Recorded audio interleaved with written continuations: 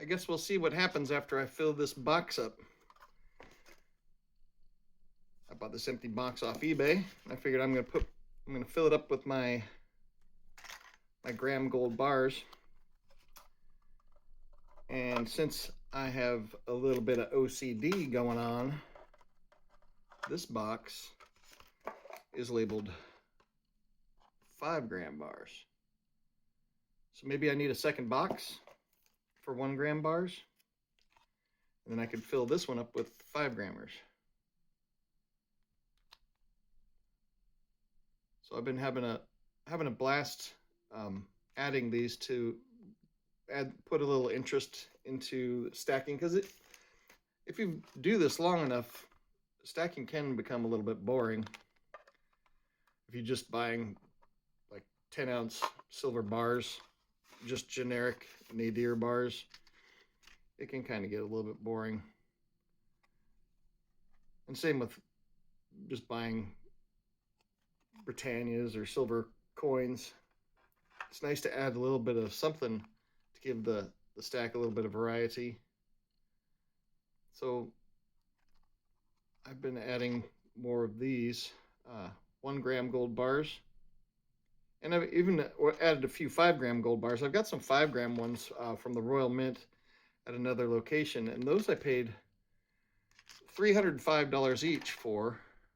So if 31.1 divided by 5 grams each is 6.22 times $305. That means on the 5-gram gold bars from the Royal Mint, I paid $1,897 per ounce for them. So that's, by today's standards, that's a good deal. And that was just a little under a year ago that I bought those 5-gram bars. These sometimes you can get for, sometimes you can get 1-gram bars for the same premium as a 1/10 ounce gold coin. It's not very often, but every once in a while you can. So I usually don't recommend buying 10th ounce gold coins or 1-gram gold bars, but there may come a time in the future where you have a harder time getting rid of these and still being, I guess, under the radar, so to speak. Right now, you can sell one of these to a bullion dealer and walk out with a handful of cash. But I can see down the road where if gold goes up enough, where this triggers like the government forms that where if you have over $10,000 in one transaction. So that's where a lot of the times the 1/4 ounce stuff comes in handy. This is a little bit more affordable for people if they want to buy on a regular schedule. But still, these are over $500 each right now. So my son yesterday bought his first 1/10 ounce gold coin. He bought a Britannia. Or actually, he didn't buy a Britannia. We went over his budgets, and I showed him how to have an emergency fund, and then long-term savings, which would be gold and silver, and then another one in cash for purchasing like large ticket items, like if he needs to get a new car or something like that. And then all separate accounts, like he's going to have a gold and silver for long term, separate bank account for saving some cash that he doesn't have a debit card for. It's just in an account. He has to walk into a branch to get anything out of it. And then some in cash outside of the bank for emergencies. But yesterday, he's purchased silver in the past, but yesterday he made his first purchase of gold, a 1/10 ounce gold coin. He doesn't make a lot of money. He's 19 years old, doesn't make a ton right now, going to school and just scraping by. So we saw that SD Bullion had 1/10 ounce gold Britannias for $215 each yesterday. So he went on there and tried to buy one, but they didn't, for some reason their ACH, whatever, plaid or whatever they're using now, didn't work with the bank account. So he couldn't pay with ACH. And I said, well, you don't want to use a card. You never use precious metals, or you never use a credit card to buy precious metals.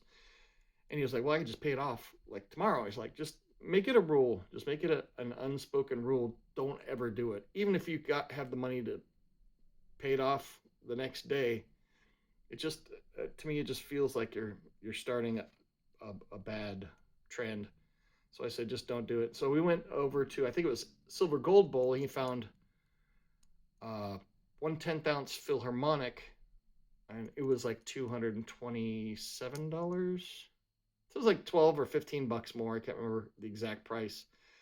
And I said, just do that instead. If they'll take the ACH method, that's how you want to buy metals.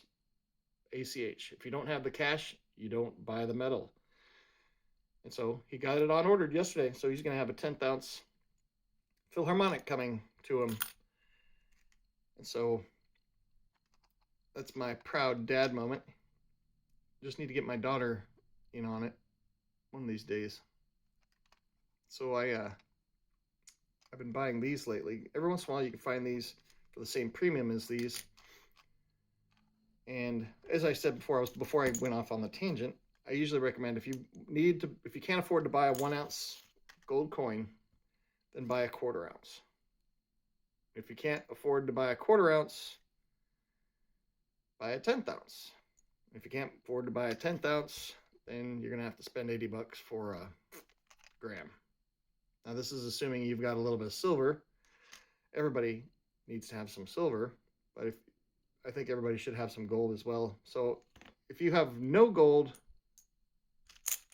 and you can't afford much, buy a gram. So I purchased this one quite some time ago for $26. And Credit Suisse is I think Credit Suisse is going to be collectible. I didn't even know. I dug this out the back of the safe. So $26 times 31.1 grams. That means if I would have bought 31.1 of these, I would have paid $808 for a troy ounce of gold, which that's a screaming deal. So over time, you get your money back. And with these, you do get your premium back out of them. I mean, sometimes you go into a dealer, and I mean, if they're just going to give you spot price for this, then you need to find a different dealer, because you can sell these privately for maybe $5 under what the market rate is. So if these are going for 85 bucks, anybody looking for gold, they'll pay 80 for it. So it's not like you're going to get killed unless you're going to a dealer and buying these with a high premium and going back to the dealer later and selling them to the same dealer. It's like they're not going to give you all the premium back, but they should give you most of the premium back. Anyway, if not, then sell it privately, because the one thing about gold and silver is they've got the broadest base of buyer of anything on the planet. I don't think there's anything on planet Earth that has a broader base of buyer. So this is my quest. I'm going to fill this thing up, and then once I fill it up, I'm going to see if I get the OCDs and have to get one that says 1 gram. And if I get one that says 1 gram and I fill it up with 1 gram bars, I have like 4 or 5 gram bars. Then I'll have to start refilling this bucket back up again with 5 gram bars. So then I'll have 2 of them. Now the glitch in the system is I've got 1 2 gram bar. So does that mean I need to buy one of these that say 2 gram on it and work on 2 grammers? Because 2 grams, the premium on a 2 gram versus a 1 gram is quite a bit different. So the best, I mean, out of these, the ones that I have here, the 5 gram has got the best premium. But anyway, that's my thoughts. I'll get this one filled up. Once I get this one filled up, then it'll be time to make some decisions. I like collecting these because it does. I've mentioned before in other videos that it's kind of like collecting Pokemon cards, except these actually have intrinsic value. You could take this little piece of gold out and take a torch and melt it into a blob, and it has value. It doesn't have as much because the assay card adds some validity, and the artwork on it adds value. So I don't know what else to say about that, except I've got this one here. This doesn't fit because of this outer sleeve. And the outer sleeve kind of adds a bit of coolness to it.